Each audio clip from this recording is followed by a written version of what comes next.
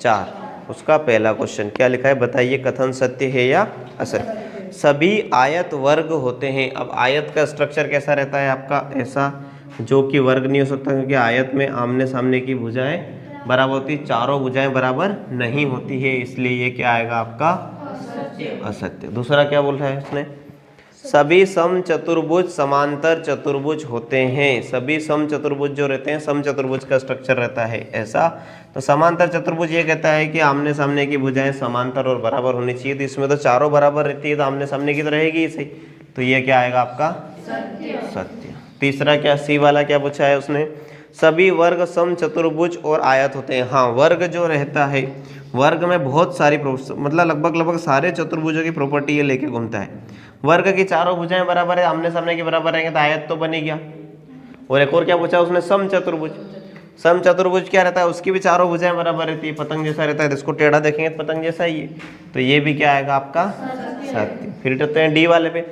D वाला क्या लिखा है, उन सभी वर्ग समांतर। वर्ग समांतर चतुर्भुज भी होता है, क्योंकि इसकी चारों भुजाएं क्या होती है, समांतर होती है, लेकिन उसने क्वेश्चन में लिख दिया है नहीं, है ना, इसलिए ये क्या हो जाएगा असत्य। पढ़ो स्टेटमेंट को, उसमें नहीं लिखा है ना, इसलिए ये। तो वर्ग में सारे ही चतुर्भुजों की प्रॉपर्टी होती है। फिर अगला क्या है, सभी पतंगे। पतंगे किसी भी स्ट्रक्चर की हो सकती है, आड़ी टेढ़ी हो सकती है, इसलिए पतंगे सम चतुर्भुज नहीं हो सकती, तो ये भी क्या आएगा आपका असत्य। फिर एफ वाला क्या बोला उसने, सभी समांतर सभी सम चतुर्भुज पतंग होते हैं। तो हाँ, सम चतुर्भुज का स्ट्रक्चर तो पतंग जैसा होता ही है ना, बाकी पतंगे सम चतुर्भुज नहीं हो सकती सारी, तो सारे सम चतुर्भुज पतंग होते हैं, तो इसका क्या आएगा आपका सत्य। अगला क्या बोला उसने, सभी समांतर चतुर्भुज समलंब चतुर्भुज होते हैं। समांतर चतुर्भुज में क्या होता है, समलंब में क्या कहता है कि ऊपर वाली लाइन नीचे वाली लाइन के समांतर होनी चाहिए, तो उसमें तो चारों एक दूसरे के समांतर होती है, दो तो मिल ही जाएगी, तो ये वाला भी क्या रहेगा आपका सत्य। फिर अगला क्या बोला उसने, सभी वर्ग समलंब होते हैं, होता है, वर्ग के अंदर तो सारी प्रॉपर्टी आती है, तो ये वाला भी क्या रहेगा आपका सत्य रहेगा। आया समझ में यहाँ तक। दूसरा क्वेश्चन देखें। दूसरे क्वेश्चन में क्या बोला है, ऐसे चतुर्भुज का नाम लिखना है आपने जिसमें ए वाला, दूसरे के ए वाला क्या लिखा है उसने, चारों भुजाएं बराबर लंबाई की। एक तो वर्ग में चारों भुजाएं बराबर लंबाई की होती है ना, और एक कौन सा होता है, समचतुर्भुज। जिसने नहीं लिखा है वो भी लिख लेना, समचतुर्भुज। बी वाला क्या पूछा है उसने, बी वाला पूछा है उसने, चार समकोण। तो चार समकोण, एक तो आपके चारों कोने वर्ग के 90 डिग्री के होते हैं, और एक और काय के होते हैं, आयत के 90 डिग्री के होते हैं। फिर आते हैं अपन कौन से क्वेश्चन पे, अब तीसरे क्वेश्चन पे। बताइए वर्ग। वर्ग क्या होता है, वर्ग तो मैं आपको बताता हूँ। देखो अभी ये वर्ग ऐसे स्ट्रक्चर होता है जिसकी चारों भुजाएं बराबर होती है, और चारों कोण कितने डिग्री के होते हैं, 90 डिग्री के होते हैं। तो उसमें बोला है कि बताइए कैसे एक वर्ग एक चतुर्भुज है। तो वर्ग के चारों, वर्ग में चार भुजाएं होती है, ए वाला तो क्या लिखोगे, चतुर्भुज कैसे है, वर्ग में कितनी होती हैं, चार भुजाएं होती हैं, चार भुजाएं होती हैं, इसलिए लिख दोगे आगे आप तो, है ना, इसलिए वर्ग एक चतुर्भुज है, एक चतुर्भुज है। फिर बी वाला क्या पूछा है उसने,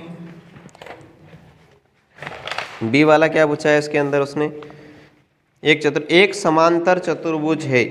वर्ग जो है एक चतुर्भुज है, उसका तो लिख दिया। वर्ग एक समांतर चतुर्भुज भी क्यों है, इसका लिखना है। तो वर्ग एक ऐसा समांतर चतुर्भुज जिसकी सभी भुजाएं बराबर, वर्ग की, तो समांतर चतुर्भुज पूछा ना उसने, तो इसमें लिखो वर्ग की सम्मुख भुजाएं भी बराबर रहती है, सामने सामने की भुजाएं बराबर रहती है, वर्ग की सम्मुख भुजाएं बराबर होती है, इसलिए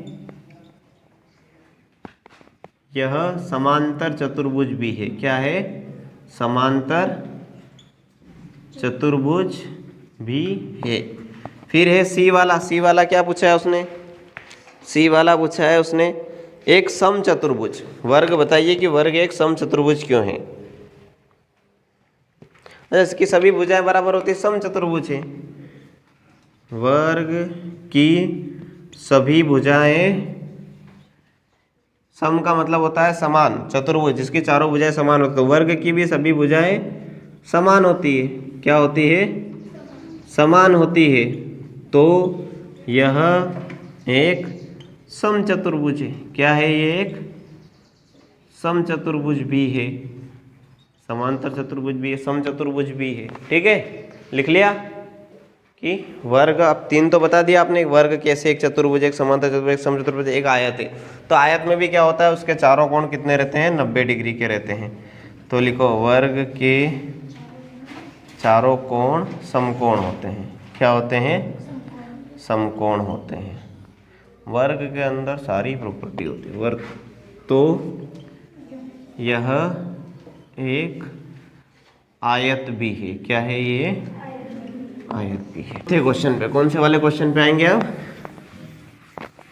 4th क्वेश्चन पे। 4th क्या पूछ रहा है बताओ। एक चतुर्भुज का नाम लिखिए जिसके विकर्ण एक दूसरे को समद्विभाजित करते हैं। तो एक तो वर्ग के करते हैं एक दूसरे को समद्विभाजित, और एक करते हैं समचतुर्भुज के। किसके करते हैं, विकर्ण समझते हो ना, बीच वाले वो, उसके बाद समद्विभाजित मतलब एक दूसरे को काटते हैं। तो शायद आयत के भी करते हैं, ये काई के करते हैं, आयत के, मतलब एक दूसरे को काटना है, बराबर आने चाहिए। जैसे ऐसी आकृति रहती है ना, इसमें जो विकर्ण है ये काट के न इधर वाला इसके बराबर, इधर वाला इसके बराबर। आयत भी हो गया। फिर उसके एक और कौन सा था अपना, समांतर चतुर्भुज। एक कौन सा है, समांतर चतुर्भुज। ये 4 ही होते हैं शायद जिनके विकर्ण एक दूसरे को काटते हैं। ठीक है, फिर अगला क्या पढ़ा, अगला पढ़ो। उसके विकर्ण एक दूसरे पर लंब, लंब समद्विभाजक, तो ये ए वाला था लंब समद्विभाजक, तो सिर्फ वर्ग में होगा, और एक काय में होगा, समचतुर्भुज में, जो पतंग जैसा रहता है उसमें रहेगा। फिर एक सी वाला है, सी वाले में क्या पूछा है, जिसके विकर्ण बराबर हो। तो विकर्ण भी बराबर इसी के रहेंगे, एक तो वर्ग के रहेंगे और एक किसके रहेंगे,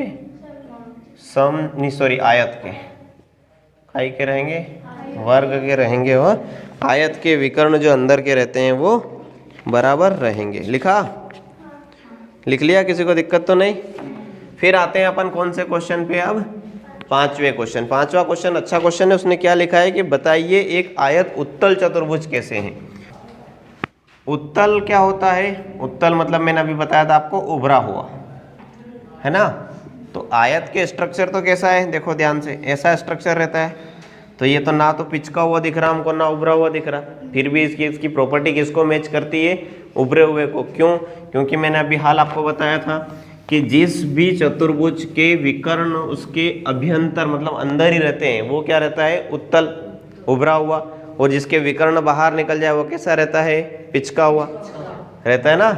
देखते हैं, देखो इसको ध्यान से। जैसे कि एक ये वाला चतुर्भुज, इसकी भी 4 भुजाएं, 1 2 3 और 4, है ना। अब इसकी कोने से कोने, इसके विकर्ण मतलब इस कोने से लगा के यहाँ तक, और ये वाला विकर्ण मतलब इस कोने से लगा के यहाँ तक। तो इसके तो दोनों विकर्ण इस आकृति के अंदर ही आ गए। लेकिन जब हम इसमें जा रहे हैं इस कोने से लगा के यहाँ तक, तो ये तो अंदर आ गया। लेकिन जब इस कोने से इस कोने की दूरी हम निकालने जा रहे हैं तो ये विकर्ण बाहर आ गया ना। तो उसके बहिर्भाग में नहीं होने चाहिए, विकर्ण कहाँ होने चाहिए, उसके अभ्यंतर में। तो वो क्या रहेगा, उत्तल दर्पण। तो हम यहाँ लिख देते हैं, अतः करके आयत के विकर्ण उसके अभ्यंतर में स्थित है, अभ्यंतर में स्थित है। इसीलिए क्या लिखोगे, इसीलिए वह एक उत्तल चतुर्भुज है। क्या है, उत्तल चतुर्भुज है। इसीलिए आयत में रखा है एक समचतुर्भुज ऐसा करके, समकोण त्रिभुज। क्या दे रखा है, समकोण त्रिभुज। और उसका नाम लिख दिया उसने। क्या नाम लिखा है बताओ फटाफट। इसका नाम लिखा है ए, इसका नाम लिखा है बी, और इसका नाम लिखा है सी। और यहाँ बीच में मध्य बिंदु, इसके बिल्कुल मध्य बिंदु कौन सा दे दिया उसने, ओ। अगर ये मध्य बिंदु है तो हम क्या करते हैं, सबसे पहला कंस्ट्रक्शन तो हम इसको ऐसे जोड़ देते हैं। ये जो बी और सी इसके समांतर एक लाइन और खींचते हैं अपन, समांतर समझते हो ना, समान दूरी वाली। और जो ए बी है इसके समांतर एक और खींचते हैं, तो ये यहाँ पर कहीं जाके टकराएगी। इसका नाम हम क्या देते हैं, डी। तो ये डी इससे भी मिलेगा ना। अब क्या हो गया, जो ए डी है वो समांतर हो गया किसके, बी और सी के। ए डी किसके समांतर हो गया, बी और सी के। और जो ए बी है इधर वाला वो किसके समांतर हो गया, डी और सी के। ठीक है, अब समांतर हो गया तो जो आपका चतुर्भुज है ए बी सी और डी कैसा बन गया? समांतर चतुर्भुज बन गया। कैसा बन गया? समांतर चतुर्भुज। ठीक है, समांतर चतुर्भुज के क्या होते हैं? विकर्ण एक दूसरे को समद्विभाजित करते हैं। तो उसी प्रकार से समद्विभाजित करेंगे तो विकर्ण भी बराबर होते हैं। क्या होते हैं? विकर्ण बराबर होते हैं। तो ये वाला जो ए और सी है ये किसके बराबर आ जाएगा? बी और डी के। और समद्विभाजित भी करते हैं। क्या करते हैं? समद्विभाजित। तो जो ओ और सी है वो किसके बराबर आ जाएगा? ओ और ए के। और सी किसके बराबर आ गया आपका? ओ और ए के। ये इसके बराबर आ गया, ये वाला इसके बराबर आ गया। ये दोनों बराबर है, मतलब ये चारों बराबर आ गए। ठीक है, तो इसी प्रकार से क्या हो जाएगा? ये वाली जो दूरियां ओ से बी की, ओ से ए की और ओ से सी की, तीनों क्या आ जाएगी? समान आ जाएगी। ओ ए बराबर ओ बी बराबर ओ सी होगा। ठीक है, ये काई की प्रॉपर्टी है समांतर चतुर्भुज।